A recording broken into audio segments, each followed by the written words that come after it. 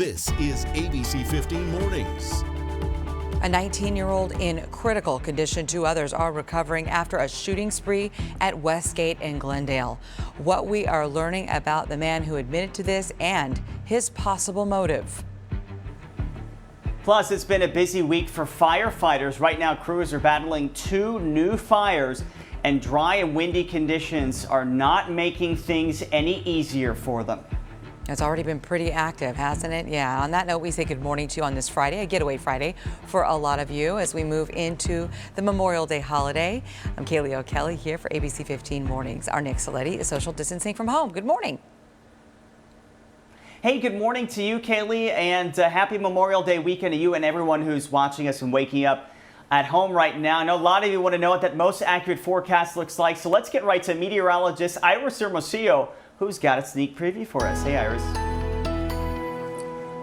Hey, good morning, guys. Yeah, a lot to talk about here as we head into the holiday weekend. First, temperatures will be warming into the mid-90s today, tomorrow, and also on Sunday. A little hotter for Memorial Day, but winds are also going to get stronger, and that's going to increase that wildfire danger across our state, especially today. And then next week, we already have new heat alerts in place for those very hot temperatures we're anticipating by the middle of next week. Now, this morning, though, as you're stepping outside on this Friday, feeling comfortable with temperatures in the 60s, and we've cooled a little further, now down to 67 officially at Phoenix Sky Harbor. Chandler and Glendale and Goodyear, some of the cooler spots with temperatures in the low 60s. Today, a quicker warm-up. Temperatures will be back into the low 80s by 10 o'clock, then into the 90s by as early as 1 o'clock with that high today of 96 degrees. And this weekend, highs in the mid-90s, upper 90s by Memorial Day. But we'll talk about next week's heat in just a few minutes.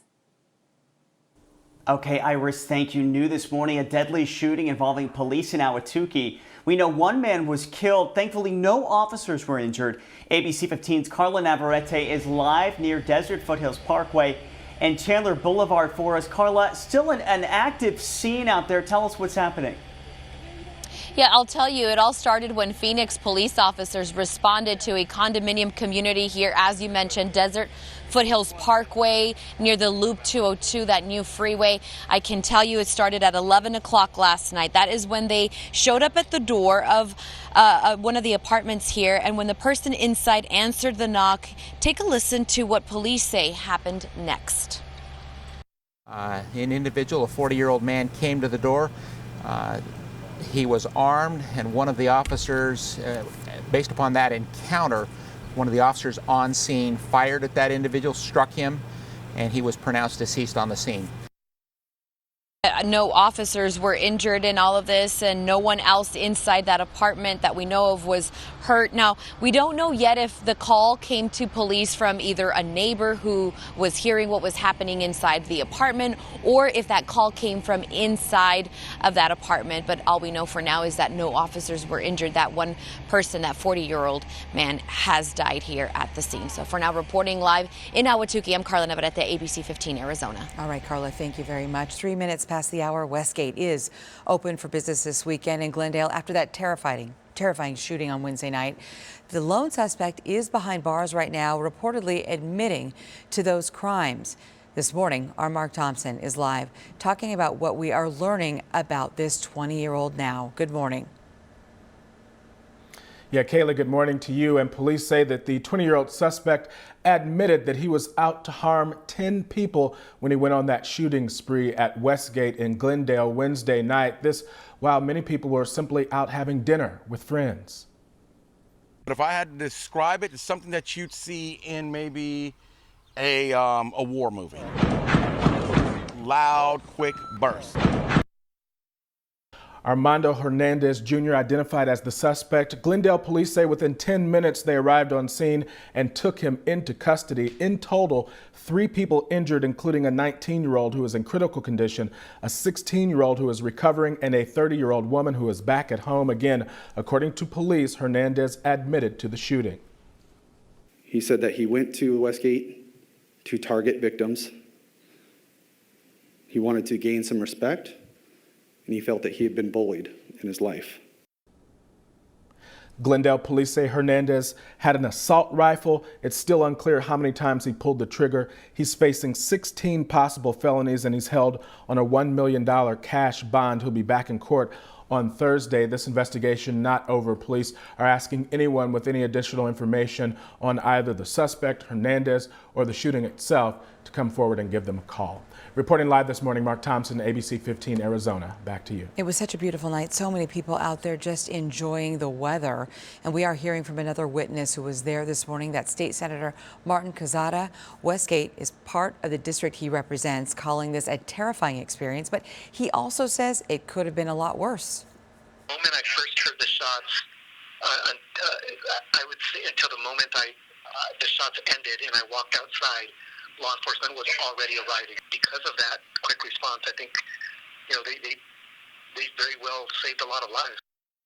And he also tells us it is time for our state lawmakers to address this issue of gun violence.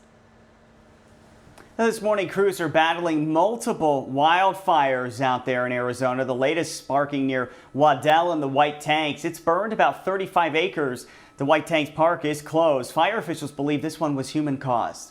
And firefighters are gaining the upper hand right now on another fire. This is burning in Yavapai County. The flames coming close to homes and businesses in the town of Baghdad. Evacuation orders, though, have been lifted. And the East Desert fire burning in Cave Creek is now 85% contained. Crews are continuing to monitor hot spots, though. That fire sparked last weekend, spreading to about 1,500 acres. More than 15,000 cases confirmed in Arizona. 763 people have died because of coronavirus. And as we head into another weekend, the testing blitz, more than 237,000 tests have been administered through state and private labs. And tonight, another 57-hour curfew goes into effect for the Navajo Nation. It comes as the number of cases there goes up to more than 4,400. About 13% of the people living on the reservation have been tested, and tonight's curfew gets underway at 8 until Monday morning. Across the nation, nearly 95,000 Americans have died this morning. One of the nation's experts is warning about a possible second wave of the virus. The head of the CDC, that's Director Robert Redfield, pointing to the southern hemisphere's cooling temperatures and a spike in cases, saying a second wave is, quote, very likely. He's also not ruling out a second lockdown, saying, quote, I can't guarantee. What I can say is that we are committed to using the time that we have now to get this nation as over-prepared as possible. President Trump taking a firmer stance. Whether it's an ember or a flame, we're going to put it out, but we're not closing our country. And this comes as the entire nation is now easing restrictions from the pandemic. It's been nearly impossible to apply for unemployment benefits. Now, many people who have applied have hit another snag. They've been denied or nothing has shown up. Jamel Jordan was grocery shopping with his new baby. He can't afford a sitter because his unemployment benefits are held up. Supposed to be getting $600 a week now because they gave an extra $600 and I have not yet to receive anything. Mike McFarland also hit a snag in getting his benefits. Because I filed an appeal over a year ago that blocked me from filing again. Millions are laid off waiting for those unemployment checks. It's just hard. Tony White runs a barber shop. He doesn't have enough money to make his shop coronavirus safe. They left me pending all the way up to the end of April, May, just to say, hey, you're denied. He also applied for federal pandemic assistance for the self-employed, called PUA, but they turned me down flat for that. The Motley Fool says the reasons for rejection include you didn't earn enough in 2019 to qualify, you recently switched jobs, you quit your job voluntarily, or most of your income was from cash or tips. Labor attorney Arthur Schofield says appeal a denial immediately. If you don't file the appeal, you're not going to be able to get your benefits. But if you're self-employed, he says go back and reapply due to new federal money that's now available. I feel like I've applied for everything just to hear nothing or no. So if you are denied benefits, the key is to appeal it as soon as possible. File that appeal online and mail a paper letter to the unemployment office just as a backup. Up next here on ABC 15 Mornings on this Friday, antibody tests. How can you be sure if the results you get are accurate? Why the FDA wants dozens of these tests taken off the market. Plus, open for the weekend, our smart shopper has a staycation deal that might be perfect for your family. ABC 15 Desert Drive Time, sponsored by Accident Law Group. It is 12 minutes past the hour as we take a look at your Desert Drive Time traffic from Accident Law Group. This is the I-10 downtown right there at 7th Street. You can see traffic moving right along on both the east and westbound sides. As our temperatures climb, we have a reminder not to leave hand sanitizer in your car. If you're near the TV, this is worth coming over to look at. It is a picture from a fire department out of Wisconsin, and it shows a car door melted. Yes, most hand sanitizers are alcohol-based, making them flammable and a chance of exploding. And Iris, I was talking with one of our producers, Brittany, this morning, and a lot of these hand sanitizers are handmade. We don't really necessarily understand the chemical compounds, which can also make it even more dangerous because so many of us have been desperate to just have something to keep our hands clean.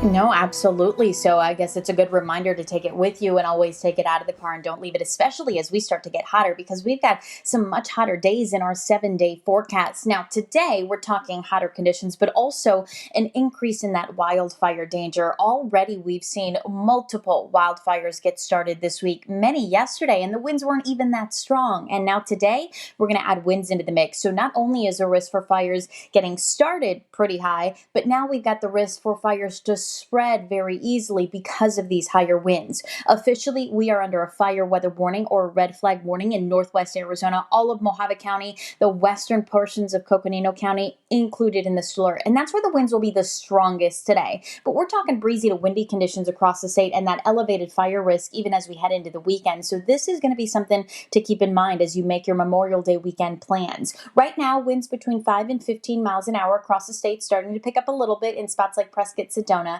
and Kingman. But watch Futurecast as we head into this afternoon. It's windy up north with sustained winds near 20 to 25 miles an hour already by around 4 o'clock in spots like Kingman, Bullhead City, also Flagstaff.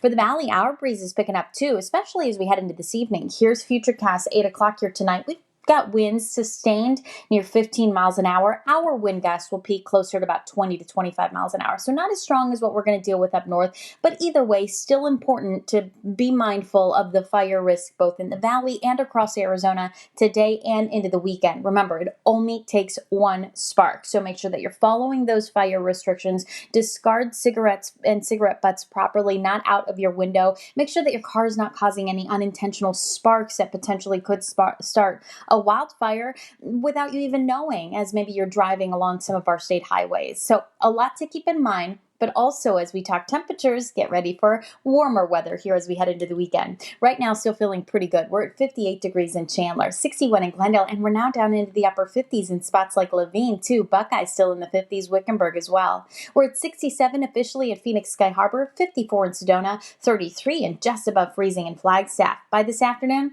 getting a few degrees warmer than yesterday as Phoenix tops out at 96, mid-90s in western Arizona, upper 60s in spots like Flagstaff, and back into the low 80s in Sedona. Across the valley, those high temperatures will reach the mid-90s by this afternoon. So right now, we're comfortable. We'll be back to 73 by around 8 o'clock, then near 90 as early as lunchtime today with that high of 96 this afternoon. As you're planning the holiday weekend, mid-90s for highs both Saturday and Sunday. And Monday, we're warming into the upper 90s near 100. But next week, that's when the heat really kicks in. We're talking temperatures up to 110 potentially by Thursday with a new excessive heat watch that's in effect Wednesday, Thursday, and Friday.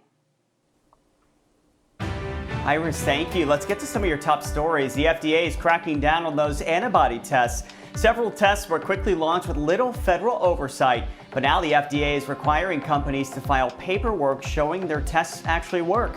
The FDA has identified 27 coronavirus antibody tests that should no longer be sold in the United States. The man who recorded the fatal shooting of Ahmaud Arbery is now behind bars in Georgia.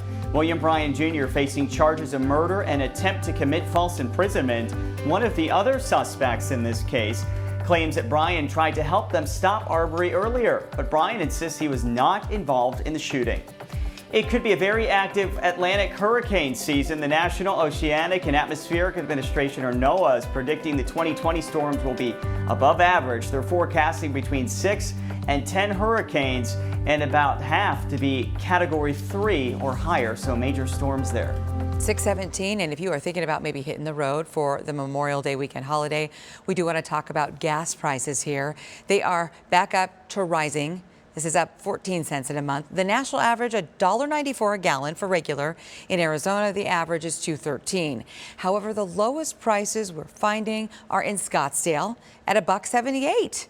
To find your location and that particular location as well, head to ABC15.com.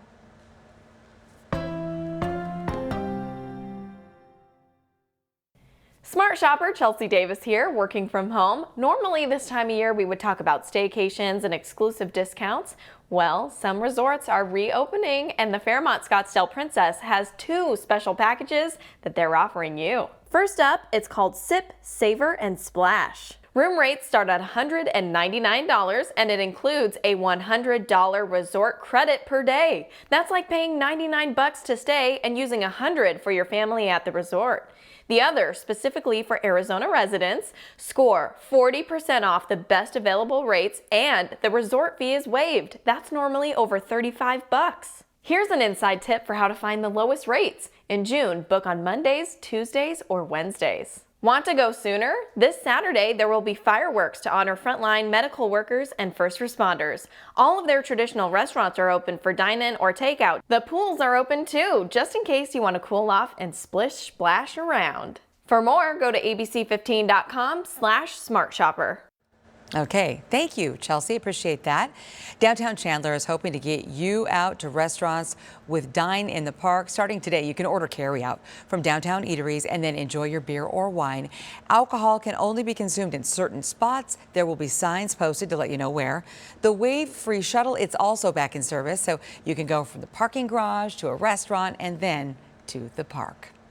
Still ahead here on ABC 15 Mornings on this Friday, focusing on the positive. We take a look at a few cafes hoping to get your business.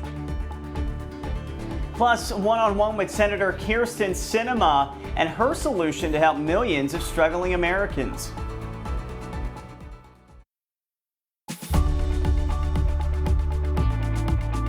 Flashback Friday, it's become a common phrase, and during this coronavirus pandemic, it's become a common action too, reminiscing, reflecting. And so today we want to check back in on 2 cafes we featured a while ago when everything was shut down, just to see how they're doing. Remember Spencer Nickel? I love saying hello to people, and I love working at cashier. He's the face of Spencer's Place, a new cafe near Reams and Waddell in Surprise. Spencer and his mom Karen York opened in January. York, a previous special education teacher and now owner, created this place to give people with special needs a job and experience. She and her staff ecstatic to have customers back into the dining room and grateful to be a safe and much needed change of scenery for patrons. I love having people in here. I didn't realize how much I missed the life and the energy until it happened again. And how's her staff coping with everything? They, like everyone else in the whole entire world, you want to wake up and have a purpose. So it's nice to be able to, at least in the future, we know that we're going to extend our hours and go back to our normal. Right now we're keeping it minimal and easing in. So I'm comfortable with that.